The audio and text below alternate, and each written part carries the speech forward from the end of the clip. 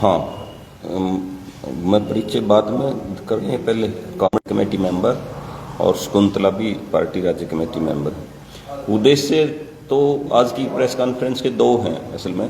एक तो मार्क्सवादी कम्युनिस्ट पार्टी का अभियान है 15 अक्टूबर से लेके 15 नवंबर के बीच।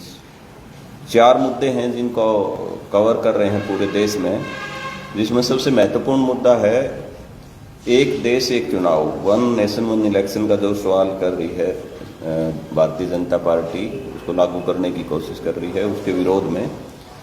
दूसरा है अंतर्राष्ट्रीय बाजार में पेट्रोल और डीजल की कीमतें मार्च अप्रैल के बाद काफ़ी नीचे चली गई हैं। वो भी अभी पहले तो कह रहे थे कंपनियों के ऊपर ये है सारा मामला, लेकिन अब वो पूरा मुनाफा कंपनियां और सरकार लोगों से वसूल रही है। तीसरा महत्वपूर्ण सवाल है महिलाओं के साथ जो इस अभी पिछले हाल ही में काफ़ी उत्पीड़न की घटनाएं बढ़ी हैं वो। और 5वां सवाल है देश में बेरोजगारी का बड़ा भयंकर जो है प्रकोप है उसके ऊपर। एक ढंग से ये राष्ट्रीय अभियान है। दूसरा, हमारी पार्टी हर 3 साल में कॉन्फ्रेंस करती है, एक ढंग से पूरा सांगठनिक ढांचे का चुनाव करवाती है गांव स्तर से लेकर राष्ट्रीय स्तर तक। और वो राष्ट्रीय स्तर का जो अधिवेशन है वो अप्रैल में होगा तमिलनाडु में। उससे पहले नीचे के तमाम कमेटियों के चुनाव होंगे। तो 9-10 नवंबर को हिसार में हमारी पार्टी का जिला स्तर का सम्मेलन है। जाट धर्मशाला में 9 तारीख का ओपन सेशन है। ये जो 2 मुद्दे हैं ये मोटे तौर पे इस प्रेस कॉन्फ्रेंस के लिए हमने आपको याद किया है। असल में ये एक देश एक चुनाव जिसको भारतीय जनता पार्टी कह रही है, वो देश के लिए और बाकी पूरा जो संघीय ढांचा है उसके लिए काफ़ी खतरनाक है।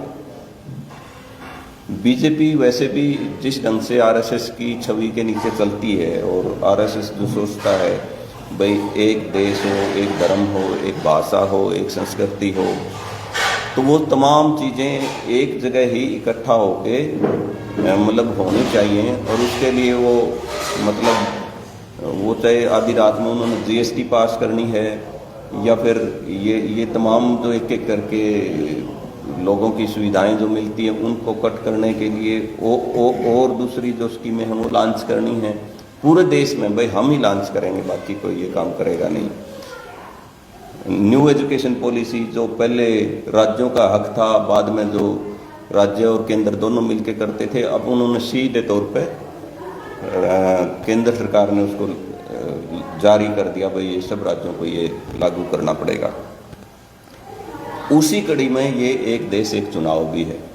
हालांकि ये बाकी चीज़ों से अलग इस तौर पे भी है क्योंकि सुप्रीम कोर्ट ने ये कहा है कि एक देश एक चुनाव करवाने के लिए आपको संविधान संशोधन करना पड़ेगा, लेकिन सुप्रीम कोर्ट के फैसले के अनुसार जो उसका मूल जो है संविधान का, उसके में इतना बड़ा ढांचा है, उसमें लाखों करोड़ रुपए का बजट है, उसमें कुछ 466 करोड़ रुपए है और कुछ पैसा आप मान लो राज्य के विधानसभा के चुनाव में लग जाता होगा। तो ये पैसे का मामला करके इसके साथ बात नहीं। फिर 4.5 साल का समय है, उसमें आप कितने काम करवाते हो। अभी हिसार की सड़कें और हिसार की गलियां आप करवा दो, ठीक, किसी ने करवानी है तो अभी समय है। ये जो पूरा अभी मानसून सीजन खत्म हुआ है, अगला आ जाएगा, उससे पहले जितनी मान लो सड़कें इकट्ठा ही हुआ था 1952 में, अब जिसमें राज्य सरकारों के भी हक हैं उनको भी दिक्कत पैदा होगी, क्योंकि ये हक भी राज्य सरकारों को है पंचायत चुनाव करवाने का, जो केंद्र सरकार हाथ में लेना चाहती है। ऐसे ही पेट्रोल डीजल का मैं बता चुका, भाई मुनाफा ढेर सारा है ना, कंपनियां और सरकार लूट रही हैं। और पहले जब भी कहा करते कीमतें क्यों बढ़ रही हैं, तो वो कहते थे कि सरकार के हाथ में नहीं है, कंपनियां स्वतंत्र हैं, जैसे जैसे अंतर्राष्ट्रीय बाजार में कीमतें बढ़ती हैं वैसे वैसे यहाँ का पेट्रोल डीजल भी, उनकी भी पेट्रोलियम पदार्थों की भी कीमत बढ़ जाए है। अब कम होगी तो कम नहीं हो रही। अंतर्राष्ट्रीय बाजार में कच्चा तेल यदि सस्ता होता है तो फिर यहाँ भी तो कम होनी चाहिए ना, वो नहीं हो रही।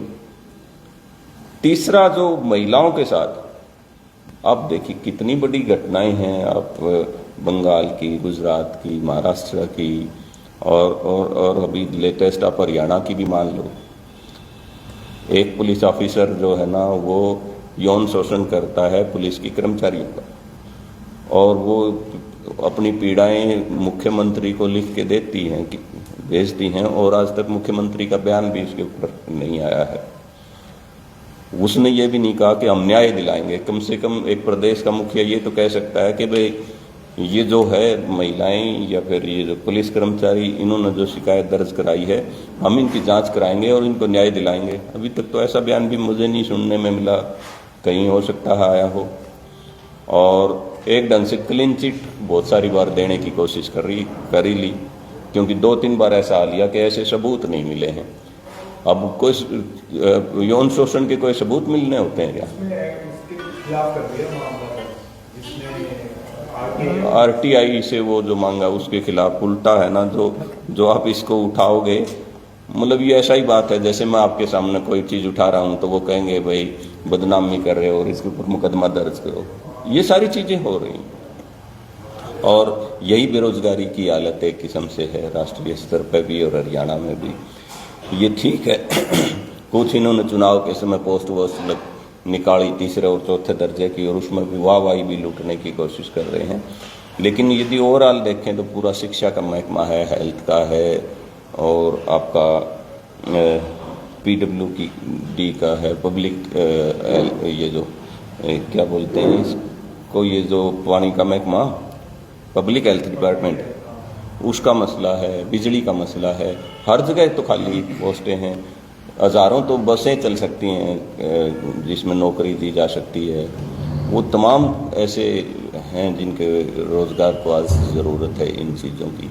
इसके लिए हमने पूरे देश में 4-5 विषयों को लेकर कैंपेन है। हिसार में भी हमने अलग अलग जगह पे बड़ी बड़ी मीटिंगें की हैं, हिसार में, बरवाड़ा में, उकुलाना में, आदमपुर में, और एक बड़ी इन्हीं मुद्दों को लेके सरकार आई भी है, नया चुनाव भी हुआ है, अभी केंद्र में भी हुआ और राज्यों में भी, और केंद्र का तो बजट भी आया है।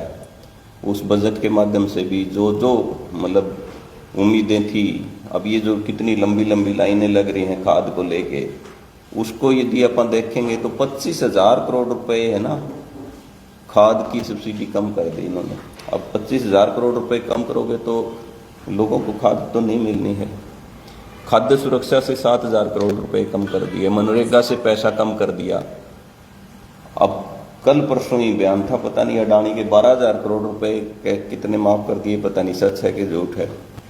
अब लोगों के जो राहत मिलनी है उसमें तो आप कटौती कर रहे हो, और बड़ा कॉरपोरेट है उसको छूट दे रहे हो, तो एक ढंग से फिर लोग सड़क पे ही आएंगे। लोगों को विरोध करना पड़ता है इन चीज़ों को लेके।